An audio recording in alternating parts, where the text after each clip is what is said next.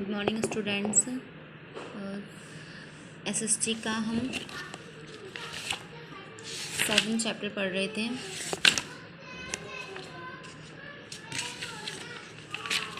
जिसका नाम था a glimpse of the temperate region.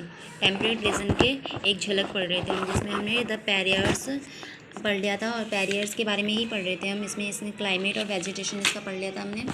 आगे वाइल्ड लाइफ भी पढ़ ली थी इसकी। अब इसका हम आगे लाइफ ऑफ द पीपल देखेंगे, लाइफ ऑफ द पीपल पढ़ेंगे कि यहाँ के पीपल्स की लाइफ कैसी थी, यहाँ के लोगों की।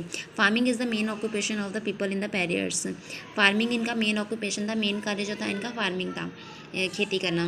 दे have converted these grassland into big wheat producing areas. इन्होंने बड़े बड़े अपने जो ग्रासलैंड थे उनको बड़े बड़े वीट प्रोड्यूसर मतलब गेहूँ उगाने के लिए उन एरियाज को खाली कर लिया था। In fact the prairies produce wheat in such a big way that they are called wheat basket of the world. In fact उन्होंने ये किया था कि पैरियर जो थे वो वीट उगाने के लिए इतना बड़ी जगह बना ली थी उसको कि उसको wheat basket of the world कहा जाने लगा। Besides wheat people also grow barley, rye, flax, oats and a nutrient grass called alpha.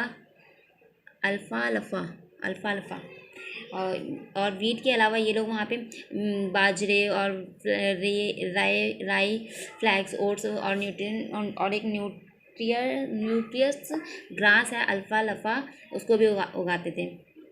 Most of the farms in the prairies are very big and stretch over 1000 of hectares. मोस्टली यहाँ के farm जो थे पैरियर्स के वो इतने बड़े थे कि 1000 हेक्टेयर से भी ज़्यादा बड़े होते थे वो। Powerful modern machines are used for different types of agricultural work. और खेती करने के लिए जो काम होते थे उनके लिए मॉडर्न मशीन्स का यूज़ किया जाता था। Each big farm has a small farm house called a homestead. Each big farm, हर एक बड़े फार्म के लिए, हर एक बड़े खेत के लिए वहाँ पे एक बड़ा फार्म हाउस होता था जिसे होम स्टेट कहा जाता था। Where the farmers family and a few workers live. जहाँ पे फार्मर की फैमिली, जो किसान होता था उसकी फैमिली रहती थी और कुछ वर्कर्स रहते थे। Wheat is stored in big storage beans called silos and elevators.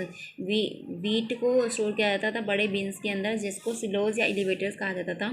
In the southern part of the prairies people mainly grow cotton. South part में दक्षिणी भाग में कॉटन उगाया जाता था। This is the main cotton growing area in the United States of America. America में USA में ये मेन कॉटन ग्रोइंग एरिया था, साउथ पार्ट जो था इसका। The western part of the prairies is the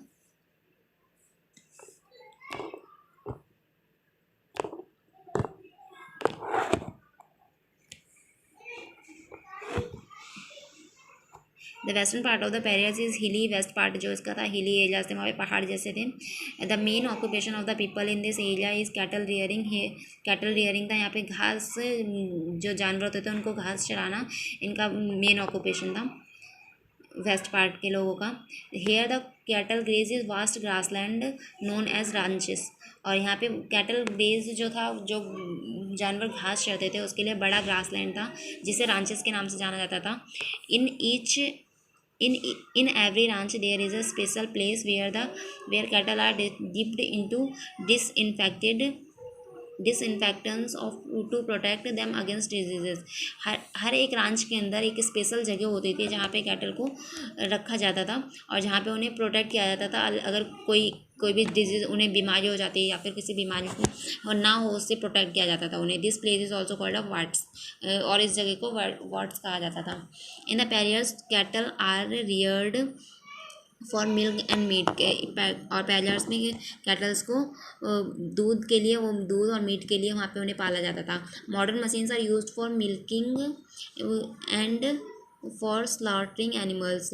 और इसके लिए भी वहाँ पे मीट और दूध के लिए उसके लिए भी वहाँ पे मॉडर्न मशीन्स का यूज़ किया जाता था। Chicago is the main centre of slaughtering animals. Chicago जो था वो मेन सेंटर था जानवरों को स्लॉटरिंग करने का।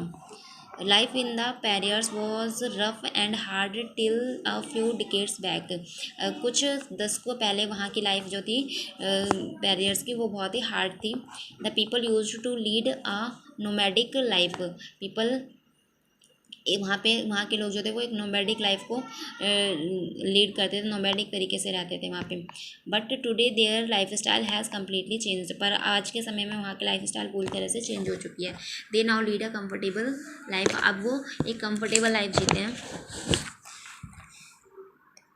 दे have air conditioner in their houses, उनके पास AC मशीन्स लगी हुई हैं उनके घरों में। कार्स हैं, computers and modern means of communication, और कम्युनिकेशन के लिए भी, बातचीत करने के लिए भी उनके पास मॉडर्न मीन्स ऑफ कम्युनिकेशंस हैं।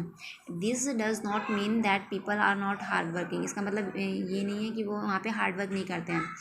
In fact people do hard work even in the harsh climate of severe winter, in fact वहाँ के लोग ऐसे हैं कि जब बहुत ज़्यादा ठंड होती है ना, तभी भी वो वहाँ पे हार्ड वर्क करके अपने पैसे वगैरह कमाते हैं। तो इसके ओरल क्वेश्चन जो है ये आपको आज कॉपी में करने हैं, इसके आगे मैं कल नेक्स्ट क्लास में करवाऊँगी सारे क्वेश्चन आंसर्स इसके, और कीवर्ड जो है इसका ये भी कॉपी में करना है आपको।